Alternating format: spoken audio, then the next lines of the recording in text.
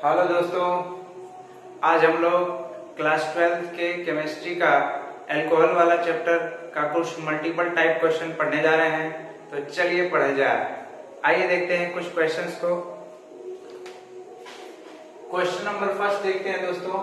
लिखा गया है एलिफैटिक प्राथमिक एमीन पर HNO2 की क्रिया से प्राप्त होता है। तो जब हम लोग एलिफैटिक प्राथमिक एमीन की अभिक्रिया जब HNO2 से नाइट्रस अम्ल से कराते हैं दोस्तों, तो इस कंडीशन में एल्कोहल बनता है। एल्कोहल बनता है, नाइट्रोजन गैस निकलती है और साथ में ही दोस्तों H2O बनता है, जल बन जाता है। तो यहां से हमें क्या प्राप्त हो जाता है? एल्कोहल प्राप्त हो जाता है। तो ऑप्शन ए हमारा जो है करेक्ट ऑप्शन हो जाएगा यहाँ पे। आइए देखते हैं नेक्स्ट क्वेश्चन को। नेक्स्ट क्वेश्चन क्या कहता है? ल्यूकास अभिकर्मक किसकी पहचान में प्रयुक्त होता है? तो दोस्तों पहले ये जानते हैं कि ल्यूकास अभिकर्मक होता क्या है। तो ल्यूकास अभिकर्मक निर्जल जिंक क्लोराइड, निर्जल एनहाइड्रस जिंक क्लोराइड होता है, निर्जल जिंक क्लोराइड प्लस हाइड्रोक्लोरिक अम्ल का मिश्रण होता है दोस्तों। हाइड्रोक्लोरिक अम्ल का मिश्रण होता है, इसी को हम लोग कहते हैं क्या? ल्यूकास अभिकर्मक। इसका उपयोग एल्कोहलों की पहचान करने में किया जाता है। इसका उपयोग एल्कोहलों की पहचान करने में किया जाता है। तो ऑप्शन ए हमारा जो है यहाँ पे करेक्ट हो जाएगा। अब अगला क्वेश्चन देखते हैं। जल गैस से मेथिल एल्कोहल के निर्माण में प्रयुक्त होने वाला उत्प्रेरक क्या है दोस्तों? तो जल गैस क्या होता है? आपको पता है CO+H2 कार्बन मोनोऑक्साइड और हाइड्रोजन का मिश्रण होता है। इसको हम लोग जल गैस या संश्लेषण गैस या फिर इसे भाप अंगार गैस के नाम से भी जाना जाता है। और इसकी अभिक्रिया जब हाइड्रोजन से होती है तो मेथिल एल्कोहल का निर्माण होता है। अर्थात हमारा कौन सा ऑप्शन सही हो जाएगा दोस्तों? तो पूछ रहा है इसमें कि मेथिल एल्कोहल के निर्माण में प्रयुक्त होने वाला उत्प्रेरक। तो इस रिएक्शन में दोस्तों उत्प्रेरक के रूप में कॉपर ऑक्साइड और जिंक ऑक्साइड का मिश्रण होता है और साथ ही में वर्धक के रूप में क्रोमियम ऑक्साइड लिया जाता है। तो यहाँ से हम लोग का ऑप्शन नंबर जो सी है वो करेक्ट हो जाता है। तो संश्लेषण गैस या भाप अंगार गैस की हाइड्रोजन से अभिक्रिया कराने पर मेथिल अल्कोहल बनता है और इस अभिक्रिया में कॉपर ऑक्साइड और जिंक ऑक्साइड उत्प्रेरक होते हैं और क्रोमियम ऑक्साइड यहाँ पे वर्धक यानी प्रमोटर का कार्य करता है। अगला क्वेश्चन देखते हैं। ल्यूकास अभिकर्मक का प्रयोग मोनोहाइड्रिक एल्कोहलों के विभेद में होता है। तो कौन से मोनोहाइड्रिक एल्कोहलों के विभेद में होता है दोस्तों? तो ल्यूकास अभिकर्मक तीनों मोनोहाइड्रिक अल्कोहल, चाहे वो प्राइमरी हो, चाहे द्वितीयक हो या फिर तृतीयक हो, प्राथमिक द्वितीयक या तृतीयक, तीनों एल्कोहलों के परीक्षण में उपयोग किए जाते हैं। तो ऑप्शन नंबर डी हमारा यहाँ पे करेक्ट हो जाता है। आइए अगला क्वेश्चन देखा जाए। Next question.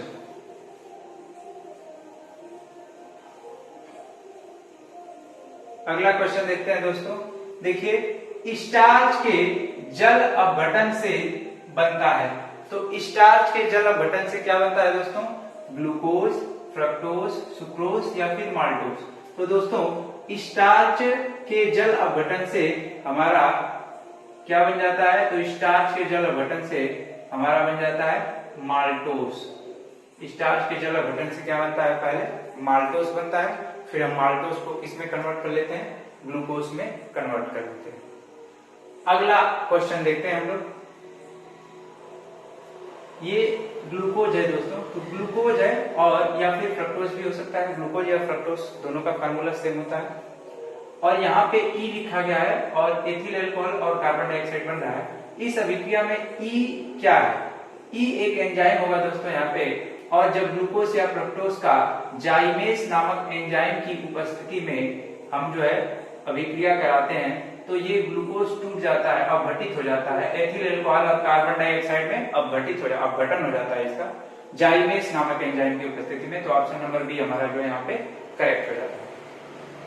अगला प्रश्न देखते हैं। जल एथेनॉल को HI तथा लाल फास्फोरस के साथ गर्म करते हैं तो प्राप्त होता है। तो ये जल नहीं रहेगा दोस्तों, जब रहता है। तो जब एथिल अल्कोहल को हाइड्रोजन आयोडाइड तथा लाल फास्फोरस के साथ गर्म करते हैं तो यहाँ पर एथेन बन जाता है दोस्तों, एथेन नामक गैस बन जाती है, एथेन बन जाता है। क्या बन जाता है? एथेन नामक गैस यहाँ पे मुक्त होती है। कब? जब एथिल अल्कोहल की हाइड्रोजन आयोडाइड और लाल फास्फोरस के साथ अभिक्रिया होती है। चलिए अगला प्रश्न देखते हैं। निम्नलिखित में से कौन सा यौगिक आयोडोफार्म परीक्षण नहीं देता है? तो दोस्तों आयोडोफार्म परीक्षण या हैलोफार्म परीक्षण वही यौगिक देते हैं जिनमें या तो एल्कोहलिक समूह उपस्थित होता है या फिर COCH3 समूह ग्रुप जो है प्रेजेंट होता है, उपस्थित होता है। तो अगर देखा जाए तो एथिल अल्कोहल यानी C2H5OH में एल्कोहलिक ग्रुप है तो ये तो देगा ही देगा। और प्रोपेनॉल 2 में भी दोस्तों क्या है? एल्कोहलिक ग्रुप है तो ये भी तो देगा ही देगा। डाई एथिल कीटोन का फार्मूला दोस्तों होता है कुछ इस तरह से, जिसमें न तो एल्कोहलिक समूह है न ही इस टाइप का कोई समूह है। और एसिटल्डिहाइड का सूत्र होता है CH3CHO, जिसको हम लोग इस तरीके से लिख सकते हैं दोस्तों। तो यहाँ पर भी COCH3 समूह प्रेजेंट होता है, तो ऑप्शन जो है सी हमारा करेक्ट हो जाएगा। डाई एथिल कीटोन में न तो ये ग्रुप उपस्थित होता है न ही COCH3 ग्रुप उपस्थित होता है। आपको बता दें एल्कोहलों में लगभग जो अधिकतर एल्कोहल देते हैं, मेथिल अल्कोहल आयोडोफार्म परीक्षण नहीं देता है दोस्तों, याद रखना है। निम्न में से कौन सा यौगिक सोडियम हाइड्रोक्साइड के जलीय विलयन से अभिक्रिया करेगा? तो दोस्तों सोडियम हाइड्रोक्साइड से फिनाल जो है आसानी से अभिक्रिया कर लेता है, C6H5OH आसानी से ये अभिक्रिया कर लेता है, क्योंकि फिनाल जो है अम्लीय प्रकृति का होता है और ये क्षार से तुरंत अभिक्रिया करके लवण बना लेता है, जिसका नाम है सोडियम फिनॉक्साइड। सोडियम फिनॉक्साइड तुरंत बना लेता है दोस्तों। और साथ ही में क्या बन जाता है?